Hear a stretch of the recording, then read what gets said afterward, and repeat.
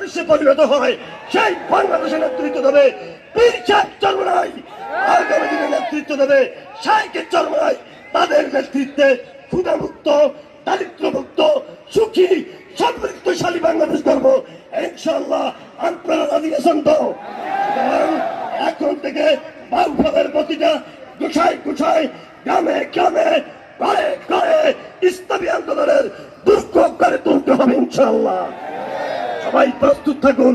শাইখের মুখ থেকে যাই নির্দেশনা আসে সেই নির্দেশনা গ্রহণ করে কাজ শুরু করবেন। আল্লাহ আমাদের সেই তৌফিক দান করুন। কেন্দ্রীয় কমিটির পক্ষ থেকে আপনাদেরকে, আয়োজকদেরকে ধন্যবাদ জানিয়ে আমি আবার বক্তব্য শেষ করছি। আসসালামু আলাইকুম ওয়া রাহমাতুল্লাহি ওয়া বারাকাতুহু। আজকের এই গণসমাবেশে